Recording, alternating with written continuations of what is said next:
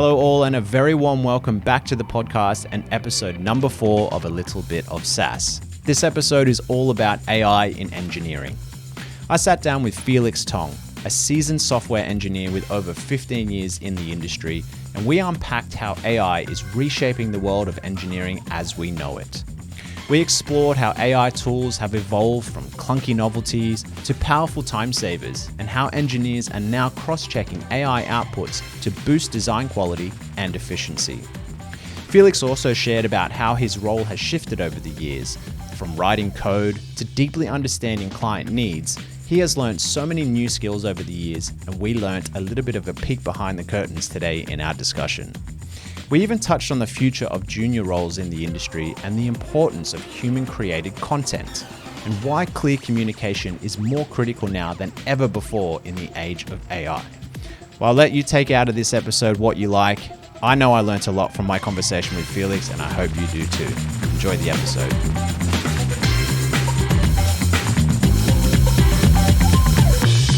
Love to just pick your brain and get a lot more insight as to, I guess how AI has really, enhanced your daily roles or perhaps changed them in some ways.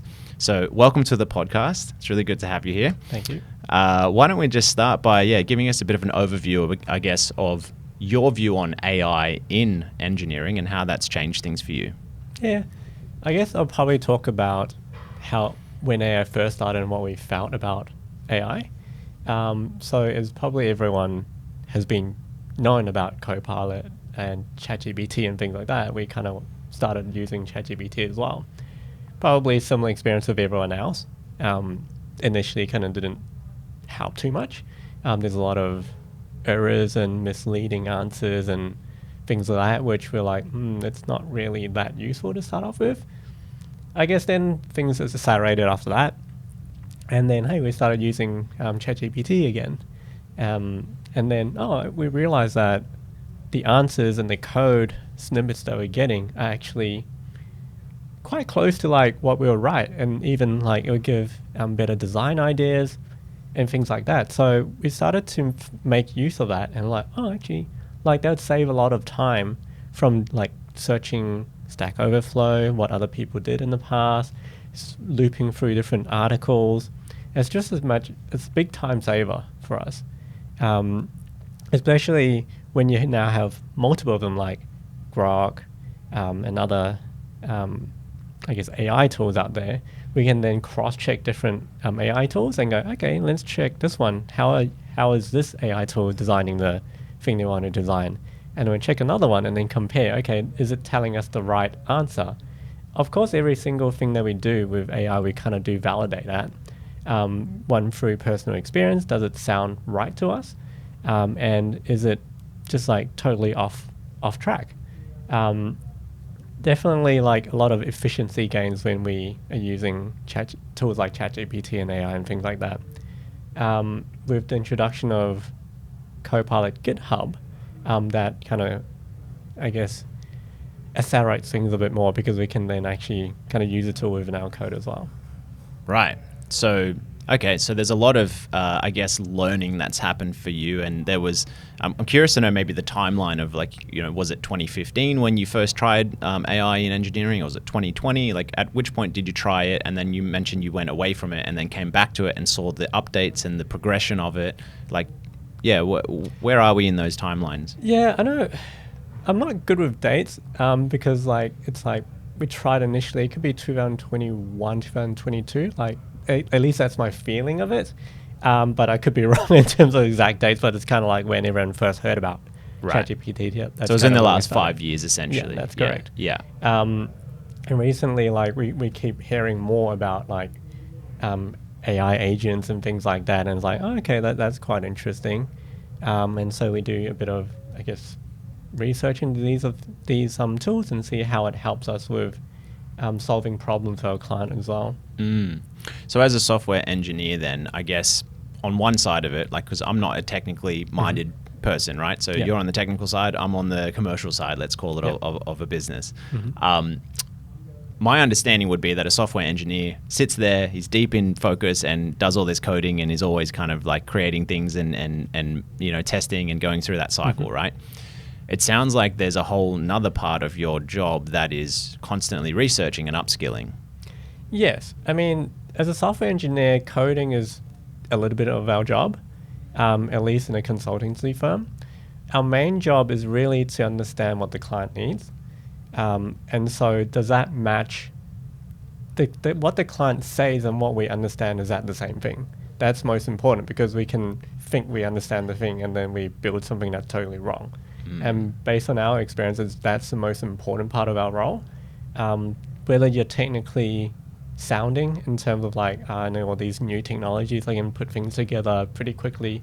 Does that matter to us too much? To an extent, but probably understanding what the client wants and be aligned with the client, that's the main thing that we do.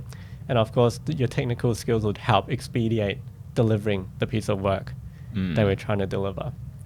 Yeah, I mean, so that sounds like it's sort of the holistic approach that we, as a company, as a technical consultancy, we, I guess, like thrive on, right? It's the conversations we have with our customer, really understanding their business need and the use cases, and then transferring that to the delivery team, which you'd be a part of, where you then create the actual product, but you're also thinking of what the client actually needs and what they're trying to achieve. So yes, so that's one side of things. But I guess when we bring this AI stuff into this, like, where does that factor in? Because are we experimenting with AI tools along the way with some of the projects we're on, or do you do like your own research? Like, I'm trying to understand, are there two completely separate hats that you wear, or do they kind of overlap? Yes, they are separate. So on the side, there's like tools that you build, like AI tools that you build for the customer, and that's different from using the tool. A lot of the times it'll be like just the general public, we'll be using tools like ChatGPT and things like that. We're asking a question, maybe about how do we design a piece of software or a piece of functionality. Then they'll give us an answer in high level, and that's kind of one part of it. Another part that we're trying to build up with our clients as well is like how to actually build an AI tool that actually is useful for your company, making your processes more efficient, automating all those processes. That's a different thing from using the AI tool. And that requires a bit of research. What is the latest technologies? Because technology for AI has been evolving quite rapidly. The thing that we learned probably a year or two ago is already outdated, and there's something new already. So you kind of have to keep up to date with all that stuff. Yeah, so I guess that makes me curious then about the custom side of things, because I understand that our company, Selentive, we used to do a lot more custom jobs, right? Like and custom coding and building of apps and tools, let's call it. We don't do as much of that now, because there's a lot of out-of-the-box products that are kind of serving those purposes. That's and correct. Now it's just about kind of licensing and making sure people are equipped with the skills to use those products. Yes. So where does custom AI fit in this? And you mentioned something around building custom AI for a client. Yeah. It depends on the customer's, I guess, application, what they want to build. Say we've got a customer who wanted to build like a chat interface to answer questions or anything that their customers want to ask about. Or even say do things like, hey, I want to send an email, I want to broadcast a message to all my customers, and et cetera, through like a chat interface. That's one thing where it's quite clear that, hey, you need some sort of AI, because you need to understand. It's hard to custom build something without a large language model to understand what the client wants, because, I mean, in the past, people have tried to achieve that, but a lot failed, right? Because we don't have the right technologies to achieve the right thing. But now we've got like a proper model that is available to the public. It's easier for businesses like us that we don't actually train specific models to do specific things. We're using a pre-trained model and then applying different things to it to get the right result. Yeah, to kind of tailor it for the client, right? So it sounds like there's something that's already like a pretty decent first draft as a model, but then, depending on what the actual use case is or what the customer need is, then you can come in and kind of like, put the icing on the cake for that and make it more tailored and whatnot. So for us, it's kind of like picking the different right pieces of technology and kind of like merging them, assembling them together with maybe some custom code, like integrating each different pieces together so that we can get the one system out there. In terms of other thing that we talked about, which is about AI within the business, it's a lot of it is at least the applications that we build for our customers and the use cases that we know about is how do we make a particular business more efficient? I mean, effectively, it's kind of like making someone's job less boring. So you don't have to scroll through different emails and do particular things, like kind of click a button, or, I mean, if things automatically work itself out and then say, hey, here's an email comes in, maybe it's about an invoicing or whatever, and it automatically kind of creates a record in some other system that you have, and then all you need to do is just check the things and approve, is that the right thing, instead of kind of manually looking for the email, copying all these values and pasting into another system and then approve. So that there's a time saving in that regards. Yeah, and I think the discussion here, which is I'm finding is landing very well with customers when I'm talking to them, is there's a tool, right? So there's a need, there's us as a business, and in the middle there's a tool we can use to implement to get from here to here, right? Yes. And I guess when we talk about AI adoption and all these different tools we can use, a lot of people can be quite overwhelmed with the idea of learning a new tool, and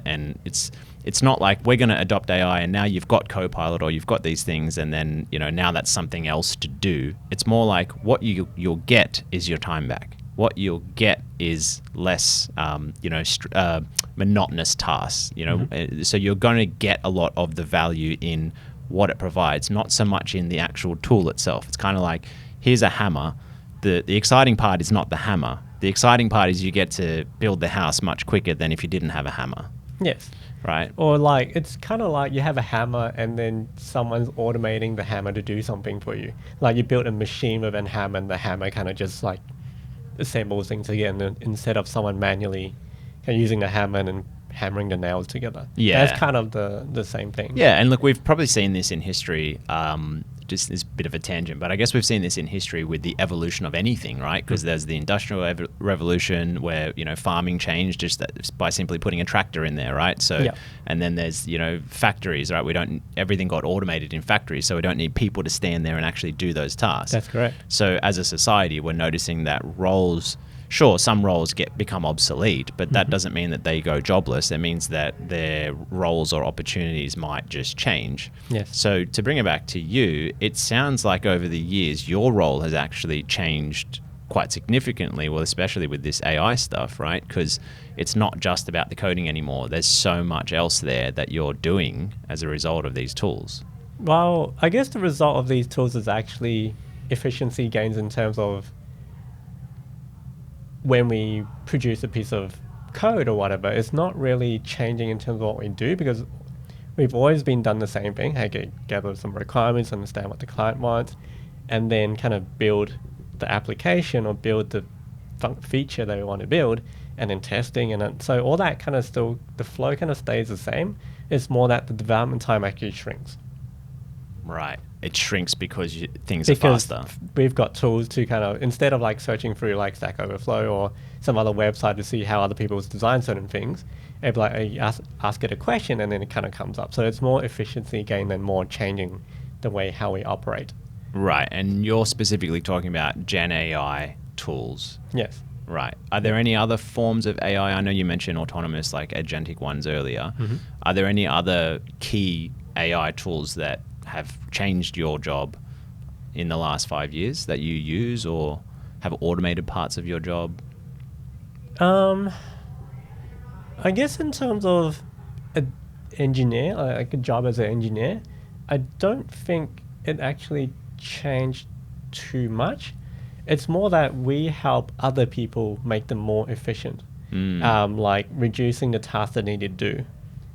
For example, we could be creating like a bot to read some sort of information from, I guess, our SharePoint site, for example. And then that would then give the right information instead of people kind of searching through the website or the SharePoint site and then kind of trying to find the information that they find. It's more an ease of access of information.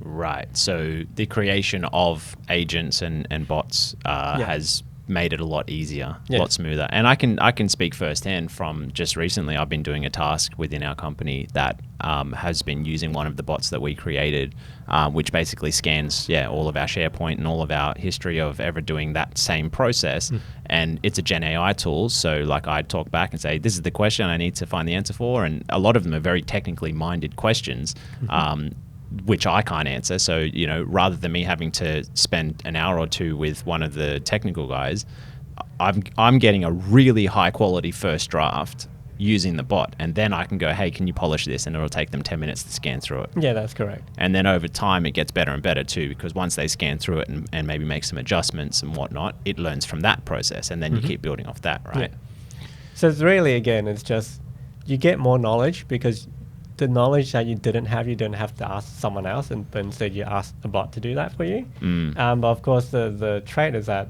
do you trust the bot that's giving you the right answer? I mean, you still have to kind of validate with someone at the end of the day.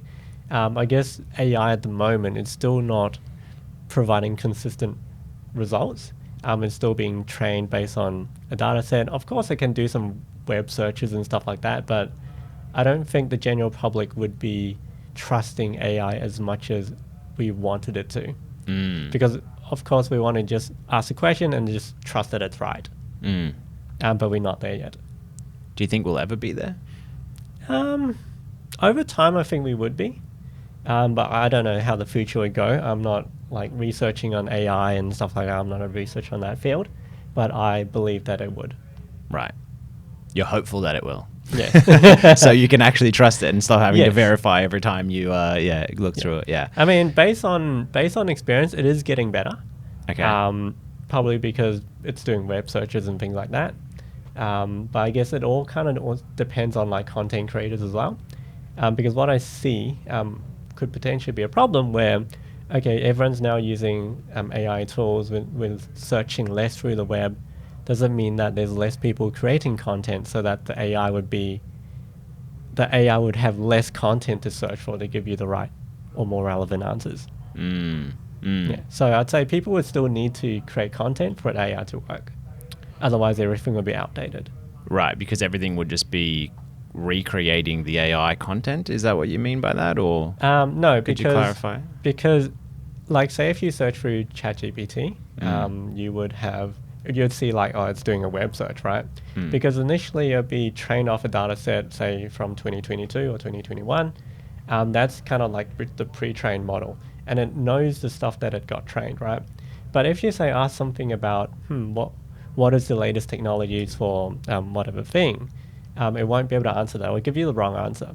So there's going to be some algorithms or like some AI implementation within ChatGPT itself to know that, okay, I know that the user is asking something that is outside of my current knowledge, so I'm going to grab some knowledge somewhere else.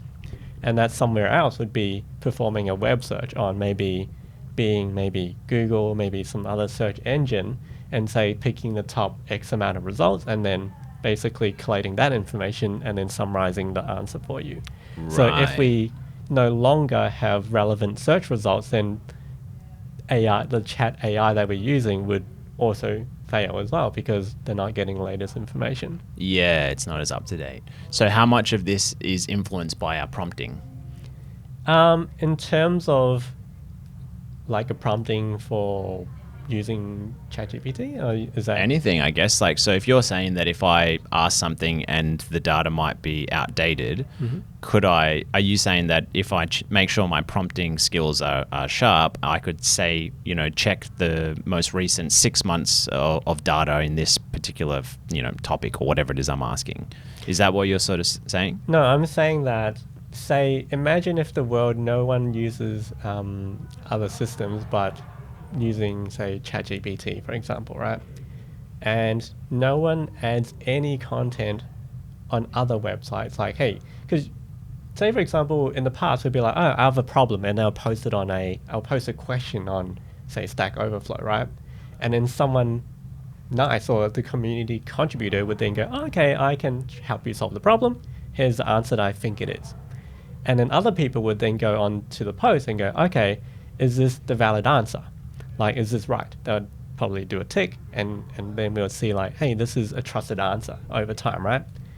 Imagine if we cut all that out. No one posts a question because you can just kind of get it from ChatGPT, right? At least initially. And then eventually, then all the data from like maybe fast forward 10 years, the data that ChatGPT is searching would be from 10 years ago.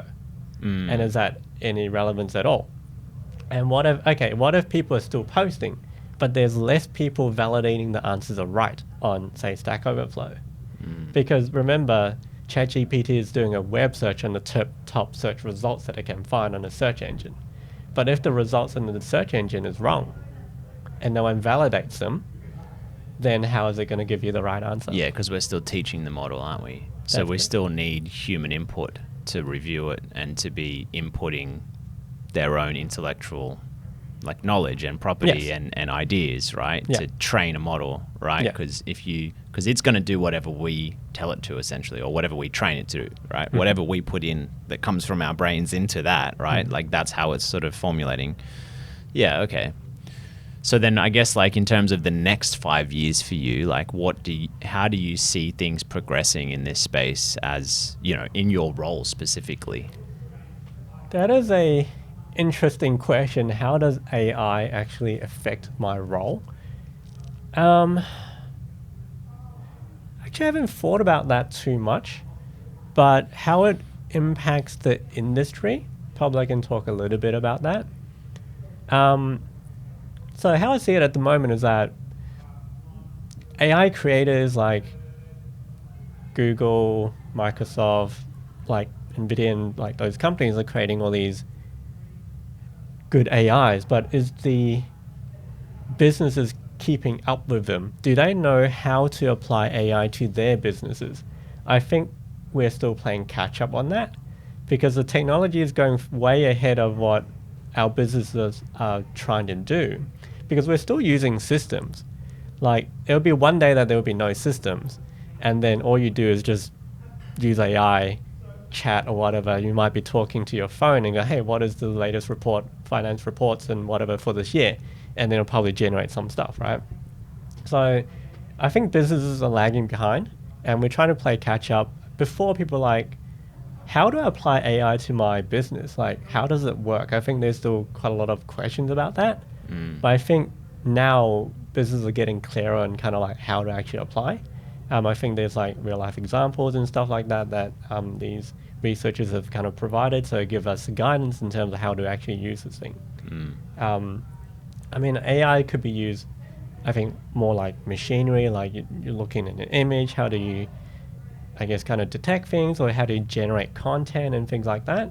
But a normal day-to-day business, we deal with insurance, for example, how do we use AI in our business? AI previously has been used with, IT support or help desk and things like that, which makes sense because usually kind of have a flow of things. You've got a bunch of information that you kind of, how to actually help the customer. And it's all really text-based, right? So how do you convert a text-based kind of approach to something that is non-text-based? Yeah. You know what I mean? Well, I guess like I said before, the tech space is the toolkit, right? It's the garage, right? Where we have all these potential tools, and some of them are manual tools that are becoming obsolete, and then some of them are high-powered tools like a chainsaw that gets the job done just like that really quickly, right? Yeah. I think in this space, it is really about sitting down at the table with your team and with your business and really mapping or refining maybe what it is you're trying to achieve as a business, and then choosing the right tool for that. And that's kind of what we do, and that's what we specialize in as a tech, a strategy first tech consultancy, right? We need to understand what you're trying to do and what you're trying to achieve, because maybe there are things you do that don't quite achieve what you're trying to do, and part of it might be, well, why are you doing it at all, right? So that might be the first question. Then the other part might be, okay, no, this specific use case is highly valuable to us. It's highly repetitive. That's the one we want to automate. That's the one we want to get a bit sharper on, et cetera, right? Yes. So I guess in your space though, as an engineer, and all this Gen AI stuff, being able to talk to it, and there's this concept around, of course, there's no code, low code, and then of course there's the real deep stuff, right? Is more of your job then around the no code, low code stuff at the moment, or? It could be. It depends on the context as well, right? So right. let's probably put it in a scale, right? If you have a no code product that you can use, there's the least amount of flexibility they can use. And of course, the more coding you have to write, the more flexibility that you get. Right. So depending on whether the no code or low code solution already fits the requirements, then we'll just use that. Right. But if it doesn't, then we have to shift more to more code. And eventually you just have to do a whole like custom code implementation. Right. Yeah, And so it's similar to like products where, hey, does the product already fulfill the requirements of what you're trying to achieve? And if it doesn't, okay, do you need to do some integration? And then you kind of pick different products and kind of assemble them together. Or is it that actually all these products don't really fulfill my use case, so then I have to build a custom system? But that's pretty rare though, right? Isn't it? Like that's probably your strategically, that would be the last case scenario, right? Like, wouldn't you already look to see if all these products already exist, and then if the licensing is affordable, rather than having to go build your own one? And that's kind of why we're seeing less custom projects. Yes, that's correct, because you first have to assess whether the product actually meets your needs. That's the first step. And then how costly is the product? What is your ongoing cost? Once you put that into factor, okay, is it actually worth having my own IP and create my own, I guess, custom solution? And that's the way that the business have to do, because we can suggest a lot of things. Like, okay, we think this is the right solution, but it's going to cost X amount. But it's going to have a lower upfront cost because it costs less to actually get the system up and running. But okay, you have to pay all these licenses over time, and is it worth it? Of course, if you push it all over on the other end and you have a custom system, okay, like what are the costs? The only cost would probably be your hosting. Like, are you hosting on-premise? Are you hosting on the cloud? What do you want to do? Of course, there's other costs that kind of goes associated with hosting versus licensing. What do you want? And the other benefit of having a product is that, okay, you can get, I guess, updates for free. You get more functionality for free, because if the product they're using goes stale, like why are you continue using it? Because it's not. You would have to pay and invest in uplifting your own product then, right? Yes, on the other side, you have to invest in uplifting your product. But then uplifting your product also means that you're investing in a product that on the features that you actually want. Yeah. Okay. Yeah, I see. Because you can customize it. Yeah. Yeah, and I guess there's a side of this which is like the cost of the type of person you might need or the type of team you might need, right? Because I saw a funny little video of like there was like a software engineer, 6 or 7 years ago, got offered a job for $250K a year, and he wanted to work at home 3 days of the week, but he still said no to that. Right. Well, he got offered 3 days work at home, and he said, no, I want more than that. And then fast forward to now, it's like $50K per year, and you have to work every day in the office. And he's like, I'll take it. I think I saw that because like the more advanced the technology is, the less people you need, because like things get easier. But the value is not really the doing. The value is like how to design the thing. How does it actually fit into your business? That's a valuable piece, I think, as an engineer. So then engineers then have to think a lot more commercially minded then, wouldn't they? Yeah, because there'll be less skilled people that you need, because things are just going to get automated. Like there's code, like say for example, do you really need to hire a junior engineer? Can you just like not get some bot to just generate some code for you and kind of get it done? Yeah. Because like the value of juniors is that they kind of get non-valuable tasks done initially, right? Like, hey, I just want a screen to do blah, blah, blah. Like you don't need too much skill to do that, because a lot of times the requirements are already gathered for them. Like they just need to know, okay, I need to do this particular task. But the more senior they get, the more that you need to understand the customer needs, so that you know that whatever you're building meets that. So then so you got someone who's got no job, gets a job as a junior, and then progresses to a senior. If you're saying the junior role can be heavily automated or you can use AI tools, what happens then with the graduates? Or there would be a gap. Right. So the gap there, so they're going straight from nothing to senior, or like they have to, maybe the way they learn, like, I don't know, like the schooling or the education system of universities, maybe it changes so that it teaches them a lot more of the senior roles and the commercially minded things. And like, I guess it would be disrupting all of that then, wouldn't it? So when I first heard about AI, I'd be like, okay, like how do juniors get a job?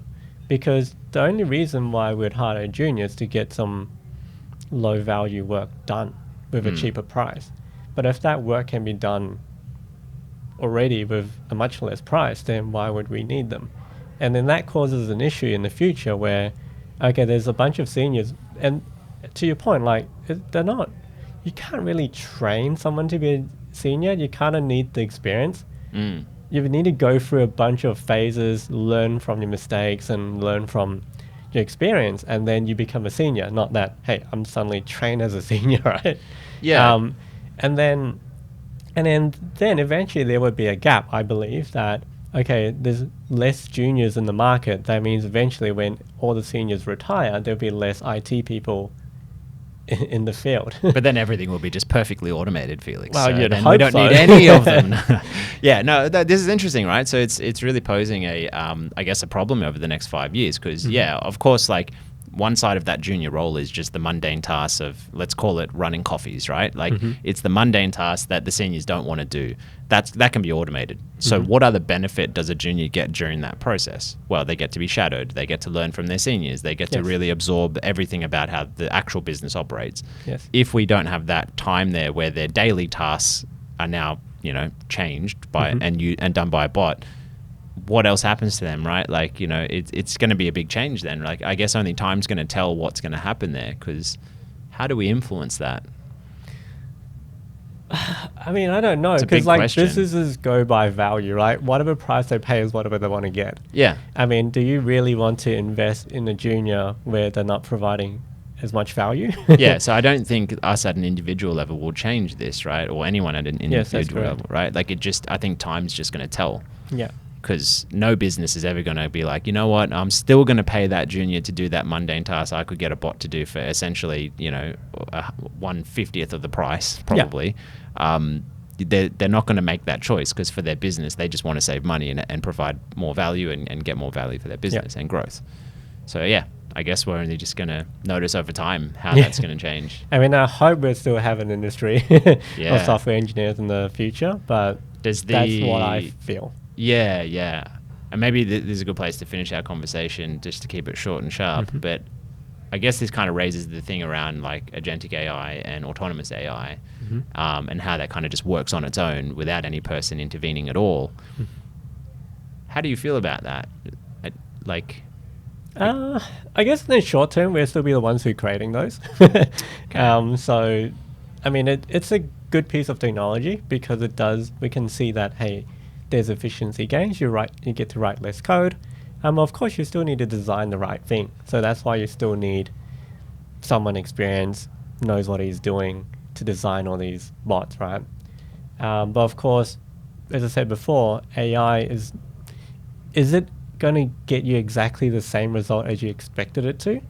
I guess that comes to the prompting, right? And so, just a side topic, there's prompt engineers in the past that it's been spoken about, and it's kind of slowly dying, because do you really need someone full-time writing prompts? Yeah. I think that's kind of just part of a normal job within normal engineer now. But then how do you get that experience and kind of refine the prompts? It's really you just have to keep trying.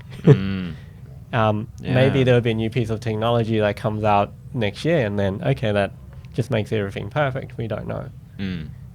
It's funny though, around prompting, because it's about communication prompting, right? Learning how to prompt is a communication skill to the AI bot. But I guess a lot of us have actually, I think, lost the art of communication just with human to human. Yeah. So in some sense, this could be, and I'm thinking on the spot here, in some sense, this could be good for our society as a whole, and especially for our young people, to know that it's more important to learn how to communicate than anything, right? Like, because prompt engineering, I mean, I don't know how different it would be in the actual coding space, but like, the whole idea of Gen AI is to be able to know, to give it context, to give it a goal, to give it references, to really be specific about what you're asking, because what you ask of it, it will do perfectly. Yep. But it's going to do it on what you ask it, right? Yes.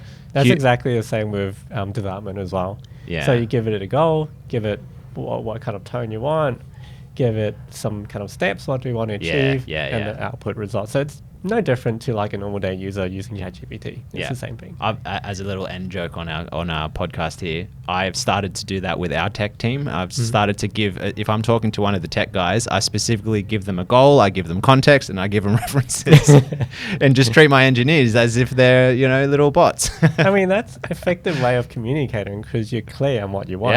Yeah. Because It's people will be communication. like assuming things, like you might say one sentence and then everyone has different interpretations of what that one sentence means. So we as humans need to learn how to be clear with ourselves and not assume that we said something and another person isn't doing the thing that we said. Yeah. And then there's the trust but verify part of it too, That's right? correct. It definitely emphasizes the C in the ICT, right? A lot of people just think it's IT, right? But no, it's information communication technology, correct. right? So, Yeah. well, look, Felix, I'm sure there's plenty more things we could chat about this, and there's certainly a lot of tangents we could have gone on. Maybe I'll have to get you back on here in 6 months' time or 12 months to see the progression of some of our topics and to see if anything's changed. But thank you for your time. I think there's a lot in there to think about. Certainly, it's not about finding the answers yet. There's certainly a lot of questions, though, that we need to continually be asking. But thank you for your time. Thank you for having me.